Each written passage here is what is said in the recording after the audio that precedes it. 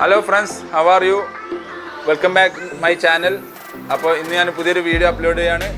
Canon's MF3010 എന്ന laser മെഷീൻ്റെ റിവ്യൂയും അത് അൺബോക്സിങ് ചെയ്യുന്നതാണ് ഞാൻ ഇടുന്നത്.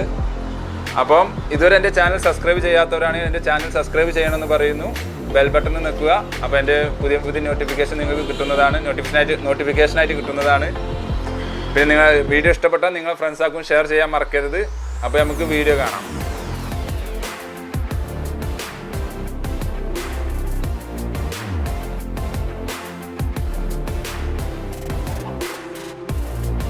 അപ്പോൾ ഇന്നത്തെ വീഡിയോ ആണ് Canon MF3010 എന്ന ലേസർ മെഷീനെ കുറിച്ചാണ്.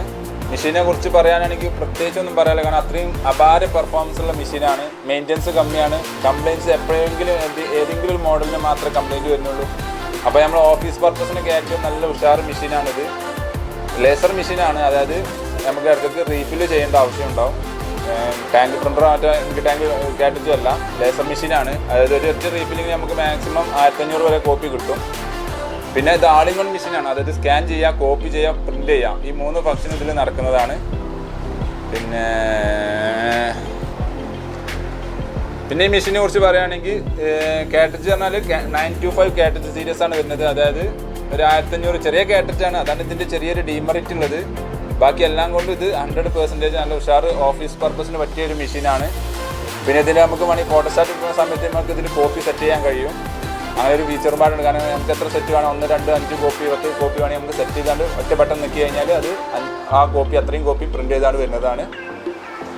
അപ്പം ഇനി നമുക്കത് അൺബോക്സ് ചെയ്യുന്നതിനെ കുറിച്ച് കാണാം. ഓക്കെ, ഇതാണ് മെഷീന്, ഇതാണ് ബോക്സ്. ഇതിൻ്റെ ഉള്ളിലാണുള്ള മെഷീന്. അപ്പോൾ ഇവിടെ പുറത്ത് എഴുതിയിട്ടുണ്ട് ഇമേജ് ക്ലാസ് MF3010 എന്ന്. അതേപോലെ അതിൻ്റെ കാറ്റജിൻ്റെ കോഡാണ് കൊടുത്തിട്ടുള്ളത്. 925 സീരീസ് കാറ്റജാണ് കൊടുത്തിട്ടുള്ളത്. അതാണ് ഉപയോഗിക്കേണ്ടത് ഇതിൽ.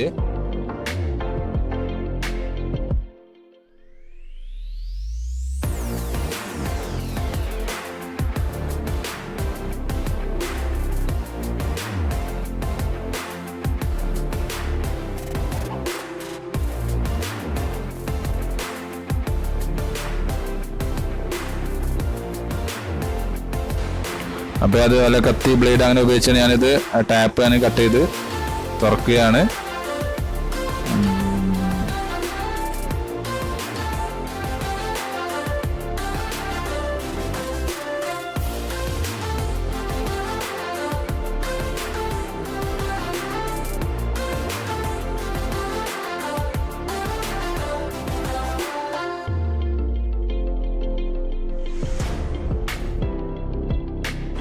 അപ്പോൾ ഈ മേലുള്ളതാണ് സ്റ്റാർട്ടർ ഗൈഡാണ്. അത് യൂസർ മാനുവലും എന്ന് പറയും. അതെങ്ങനെയാണ് ഓപ്പൺ ചെയ്യേണ്ടി എന്നുള്ളതും അതിനെക്കുറിച്ചുള്ള ഫുൾ ഡീറ്റെയിൽസാണ് അതിലുള്ളത്. പിന്നെ അത് കഴിഞ്ഞിട്ട് USB കേബിൾ, അത് കമ്പ്യൂട്ടറുമായിട്ട് കണക്ട് ചെയ്യാനുള്ള USB കേബിളും ഡ്രൈവർ CD അതാണ് അതിലുള്ളത്. പിന്നെ അത് പവർ കോഡാണ് ഈ കാണുന്നത്. അത് നമുക്ക് പവർ കറണ്ട് ഉപയോഗിച്ചാണ് വർക്ക് ചെയ്യാനുള്ളതാണ്. അപ്പോൾ അതിന് കണക്ട് ചെയ്യാനുള്ള പവർ കോഡാണ് അത്. പിന്നെ ഉള്ളത് ഈ ഒരു ട്രേ എന്നുള്ളത് നമ്മളെ പേപ്പറിനെ പ്രൊട്ടക്ട് ചെയ്യുന്ന, അതായത് പേപ്പറിൻ്റെ നമ്മുടെ താഴെ ട്രേയിൽ പേപ്പറിനെ പ്രൊട്ടക്ട് ചെയ്യുന്ന ഒരു ട്രേ ആണത്. പൊടി ഇതൊന്നും കയറാതെ അതിലേക്കൊന്നും വീഴാതിരിക്കാൻ വേണ്ടിയിട്ടുള്ളൊരു ട്രേ ആണത്.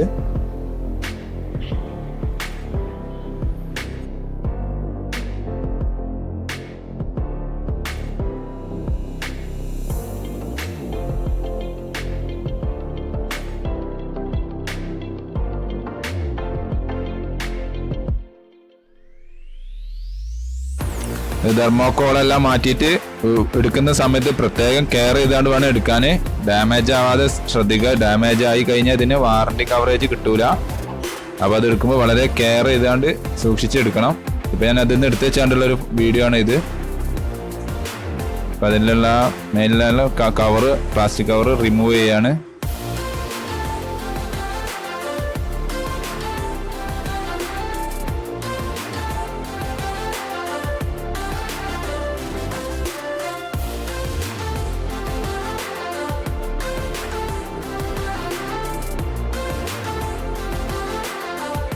ഇനി നമുക്ക് ഇതിലുള്ള ആ യെല്ലോ ഓറഞ്ച് ടാപ്പ് ഉണ്ടല്ലോ, അത് ഫുള്ള് റിമൂവ് ചെയ്യാം.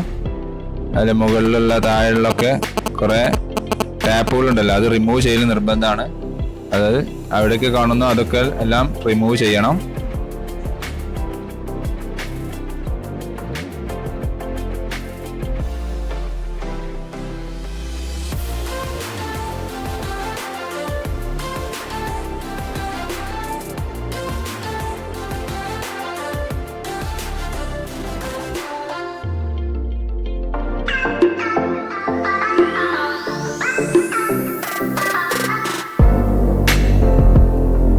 ഈ പേപ്പറിന്റെ അവിടെയാണ് കാട്രിഡ്ജ് ഉള്ളിൽ അതിന് വേണ്ടിയിട്ട് അത് കാണാൻ വേണ്ടിയിട്ടാണ് ഇങ്ങനെ നീളത്തിലൊരു പേപ്പർ കൊടുത്തിട്ടുള്ളത്. അപ്പോൾ ആദ്യം ഈ പേപ്പർ പോലത്തെ ഷീറ്റ് വലിച്ച് റിമൂവ് ചെയ്യുക.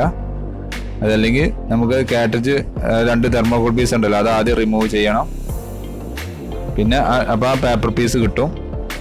പിന്നെ ആ കാണുന്ന ഉള്ളിൽ കാണുന്ന ആ തെർമോകോൾ പീസ് കഴിഞ്ഞിട്ടുള്ള ആ കാണുന്നതാണ് കാട്രിഡ്ജ്, ടോണർ കാട്രിഡ്ജ്. ഇതാണ് ലേസർ കാട്രിഡ്ജ്. അതാണ് നമുക്ക് റീഫിൽ ചെയ്യുക അല്ലെങ്കിൽ നമുക്ക് മഷി കഴിഞ്ഞ സമയത്ത് മാറ്റുകയോ ചെയ്യാം.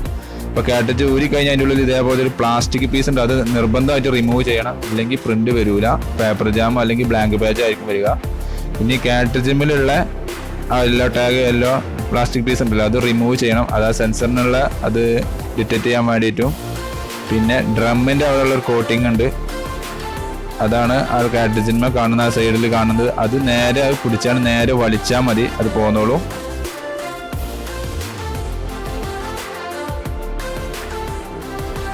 അത് നേരെ പിടിച്ച് ആ ടാപ്പ് പിടിച്ച് നേരെ അത് വലിച്ചെടുത്താൽ പോരും. ഇല്ല, പ്രത്യേക ശ്രദ്ധ, അത് പോരണമില്ലെങ്കിൽ ബ്ലാങ്ക് പേജ് ആയിരിക്കും വരിക. അപ്പോൾ അത് റിമൂവ് ചെയ്ത് അതിക്ക് തിരിച്ച് റീഇൻസേർട്ട് ചെയ്യുക. അങ്ങനെയാണ് കറക്റ്റായിട്ട് കാട്രിഡ്ജ് വെക്കേണ്ടത്. എന്നിട്ട് ആ മേലത്തെ ഡോർ അടക്കുക, എന്നിട്ട് സ്കാനർ സെക്ഷൻ ഡോറും താത്തുക. അപ്പോൾ ഇതാണ് നോർമലായിട്ടുള്ള അൺബോക്സിങ് കഴിഞ്ഞത്. ഇനി നമുക്ക് പവർ കേബിൾ കണക്ട് ചെയ്ത് നമുക്ക് പ്രിന്റർ ഉപയോഗിക്കാൻ പറ്റും.